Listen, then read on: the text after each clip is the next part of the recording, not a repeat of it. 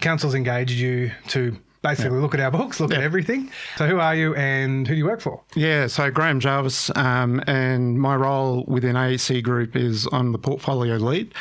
So we head up the strategic finance team within the company. So our team is made up of Vanessa Phelan's been doing a lot of work for council as well, and she comes from Shoalhaven. She spent nearly 30 years there in the finance manager role.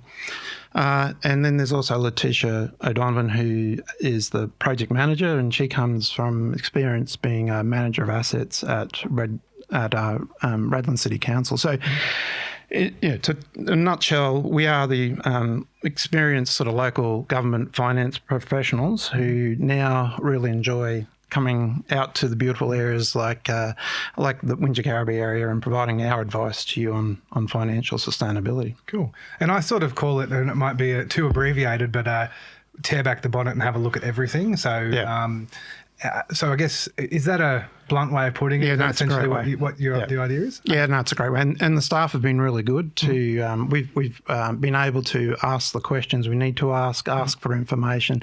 We've challenged the staff at times when we've found assumptions, and we've challenged those assumptions. So it has been a very strong independent assessment that we've provided, but the staff have been very willing to contribute. So it's thanks to the staff for giving us that access. Okay.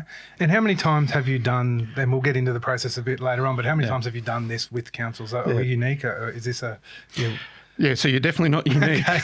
Sorry, not to downplay Wingecarribee, but you're not unique. Okay. So financial sustainability is a problem that most councils in Australia, in fact, are confronting. So we've done this same process for over 20 councils across Queensland, New South Wales, Victoria, and we've even got up into the Northern Territory. So very, very similar issues around assets, the ability to generate enough cash to fund what a lot of people call the infrastructure cliff is a very common problem around local government. So we've done this for about 7 New South Wales councils now. So we've got quite a good experience, but also a well-developed approach. Okay. And why, I mean, people will say, and residents will say to us, this should be something staff do. Like, what are we paying staff to do? Yeah, sure. So in your opinion, why are you and not, I guess, the staff? I mean, I have my reasons, but I'd like to hear. Yeah. So there is a couple of reasons. Capacity is one of them. Your staff have already got pretty full-time jobs as it is. And to do quite an intensive piece of work, which we have done over the last 4 months, it's just impossible for them to have done that over the last 4 months.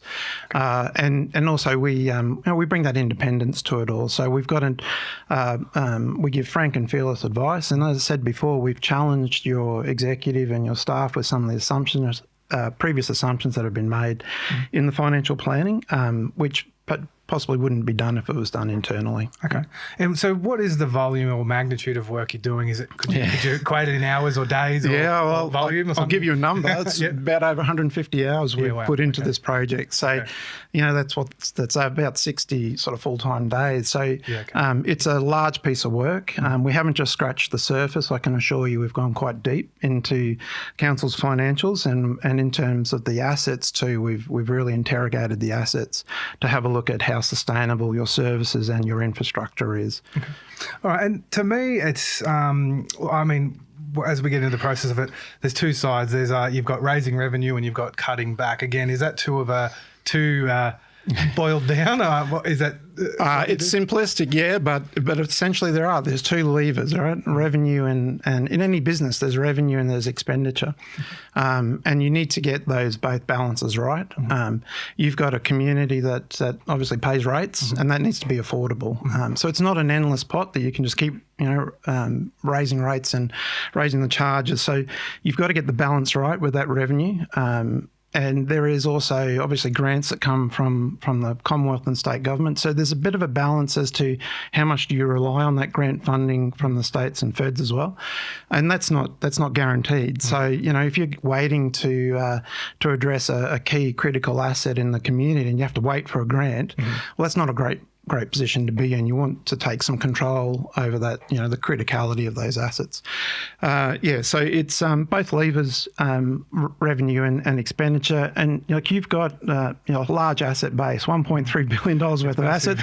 There's not many large, private companies that have an asset base like that. So, and I appreciate that you probably wasn't on your job description when you came into the job, right? That you're going to be managing $1.3 billion worth of assets. And then you've got a large cash sitting at bank that has to be kept for special purposes. So you've got to be careful what you allocate that cash to. And that's why you've got to get that expenditure balance correct. Okay. And I mean, we'll get into it more deeply, but the broad brushstrokes, can you explain what the process is? So sort of a run through beginning to end, I guess, where you first engage to then the report you produce. So where do you go from the brief to what ultimately you're going to sort of produce for us? Have you got the broad brushstrokes of that? Yeah. So what we went through a process of looking at your historical performance, pulling that apart, getting your financial statements and understanding where you're at in your financial position right now and what were the causes or the reasons why you got to where you are. Yes, we think that you have some, we'll talk a little bit more in a minute, we think you have a structural deficit. So what's caused that structural deficit? And so that's the historical and analysis of now. And then what we've done is looked at your services and we did some sessions with the councillors around how effective are those services and how important are those services. And so then we're projecting forward based on growth projections. What's the demand on those services going forward? And importantly, what's on the infrastructure side? What do you need to continue to provide for a growing community?